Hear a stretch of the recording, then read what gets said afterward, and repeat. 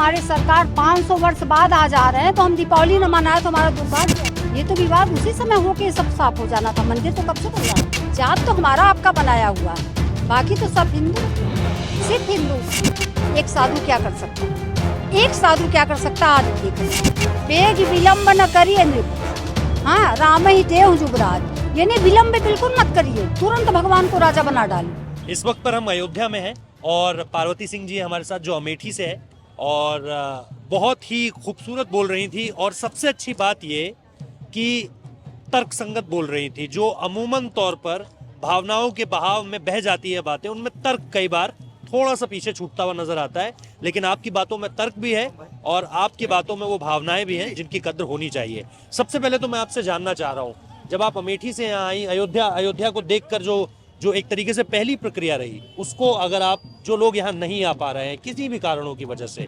उन लोगों के सामने अगर आप अपनी बात रखना चाहें कि अयोध्या किस तरह की दिख रही है इस वक्त पर एक ऐसे व्यक्ति को जो धर्म से जुड़ा रहा है, जिसकी श्री राम में श्रद्धा है, जो श्री राम के प्रति अपनी अटूट भक्ति को लेकर यहाँ पर आया है। नैन अनैन नैन बिन बानी, ये मानस में एक चौपाई है जी जिसका वर्णन हम कर नहीं सकते, जी मालूम, क्योंकि आंखों ने देखा है हाँ, और दिल ने महसूस किया जी, है ना। तो यहाँ तो बार बार ठोक ठोक के रामचरित मानस में लिखा गया हाँ, है ना, कहीं सक न सारद शेष नारद संतों की महिमा। बड़े बड़े शेष शारदा भी यहाँ नतमस्तक हो गए हैं। हाँ, तो हम अपनी बाड़ी से क्या कर सकते हैं?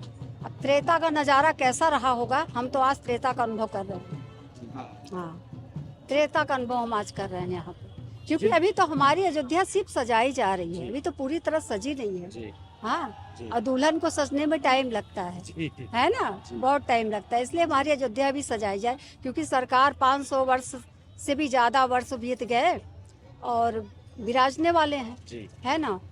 और किस विषय में आप पूछना चाहते हैं? मैं इसी विषय में जानना चाह रहा हूँ कि सरकार तो विराजने वाले हैं, प्राण प्रतिष्ठा होने वाली है, शंकराचार्य सरकार तो वही है, देखिए। जी जी जी जी हाँ, वैसे सब माने तो सबकी है, बाकी हमारी तो सरकार वही है। जी। हाँ, मैं आपसे यही जानना चाह रहा हूँ कि जो शंकराचार्यों का यहाँ ना आना है, जो उनकी तरफ से एक बात आई है कि वो यहाँ पर नहीं आ पा रहे हैं, सियासत नहीं जोड़ रहा हूँ मैं इसके साथ, मैं सिर्फ उन लोगों, जिन लोगों को धर्मशास्त्र के ज्ञाता है, वो इस आयोजन पर आने से अगर इनकार कर रहे हैं, आपको क्या लगता है? क्योंकि आपने भी धर्मशास्त्र पढ़ा हुआ है। पार्वती जी पूछती हैं, देखिए मानस मेरा गुरु है, इसलिए मैं थोड़ा सा, और वो भी अयोध्या में खड़ी हूँ, कि हे प्रभु, नारद जी को कैसे मोह हो गया? वो तो हरि के इतने बड़े भक्त हैं, इतने निकटवर्ती हैं। भगवान बहुत जोर से हंसे, भोले बाबा बोले, बिहस महेश तब ज्ञानी मूढ़ न कोई, जे ही रघुपति जब जस करे सो तस्ते ही क्षण हो।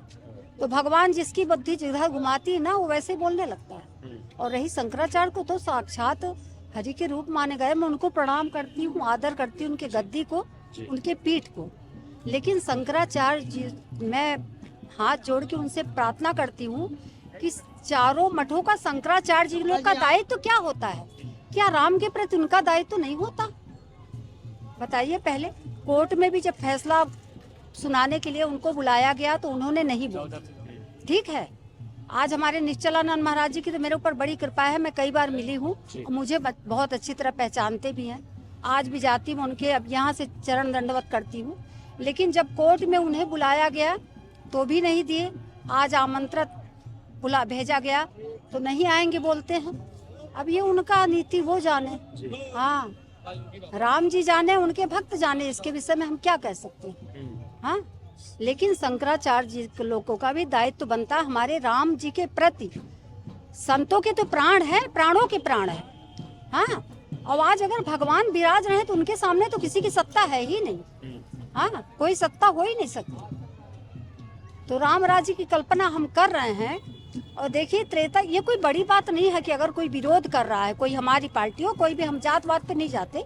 हमारे योगी जी तो ऐसे मुख्यमंत्री हैं, लोग ये भी कहते हैं एक साधु क्या कर सकता है, एक साधु क्या कर सकता है। आज देख रहे हैं उत्तर प्रदेश में, आज उत्तर प्रदेश की हालत कैसी थी? लोग रात में डरने से डरते थे चलने से, बहन बेटियां घबराती थी, कितनी वारदातें। हालांकि एक पैक नहीं खत्म हुआ, न होगा, अब धीरे धीरे बदलाव हो रहा है। लेकिन एक साधु अपने भजन पे क्या कर सकता है, पूरे देश को, पूरे राष्ट्र को चला के दिखा दिए योगी जी, है ना। और रही मोदी जी की बात, तो उनको भी मैं संत ही समझती हूँ। जो राष्ट्र के लिए इतना कुछ कर रहा है, अपने भगवान के लिए, संतों के लिए, अपनी प्रजा के लिए, उनके अंदर तो कोई क्या उनका अपना निजी स्वार्थ हो सकता है। मैं यही बात बोली, बोले भैया से जी बोली कि देखिए, काल करे सो आज कर। हाँ, वशिष्ठ जी से बोले कि प्रभु, वशिष्ठ जी से बोले दशरथ जी कि मैं गुरुदेव क्या बोलते भगवान को राजगद्दी देना चाहता हूँ। ठीक है, मानस से यह है, आप खोल के देख लीजिए। तो वशिष्ठ जी बोले बेग विलंब न करिए नृप, हाँ राम ही देव जुबराज, यानी विलंब बिल्कुल मत करिए, तुरंत भगवान को राजा बना डालिए, तिलक कर डालिए, बात की व्यवस्था बाद में करिए। वो नहीं करे कि भाई व्यवस्था होगी उसके बाद करेंगे। तो 14 वर्ष भगवान वनवास में गए, दशरथ जी प्राण त्यागे, उनके जीवन में राम राज्य नहीं आया।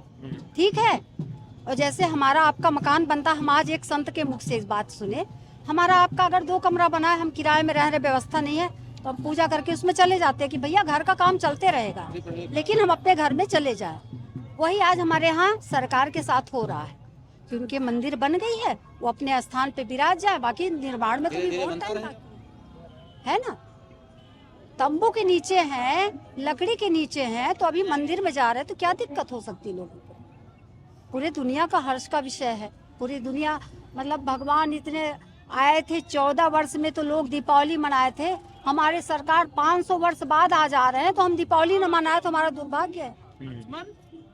और आप क्या पूछते भैया, आपने जिस तरीके से एक तो योगी जी के बारे में कहा और मोदी, मैं क्योंकि आप उत्तर प्रदेश से हैं, आप अमेठी से भी हैं, हम अमेठी छत्तीसगढ़ से भी हैं, और हमारा जन्म छत्तीसगढ़ रायपुर में है, शादी हमारी अमेठी हुई है, और गुरुद्वारा हमारा अयोध्या में।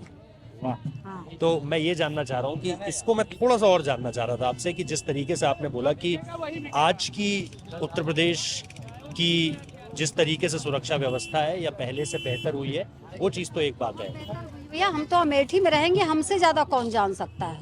हाँ, मैं ये छोटे मोटे व्यवस्था की बात नहीं करूंगी, बड़े बड़े काम दिख रहे हैं लोगों को, चाहे ज्ञान वापी को ले लीजिए, मथुरा का भी टारगेट है ना इस समय।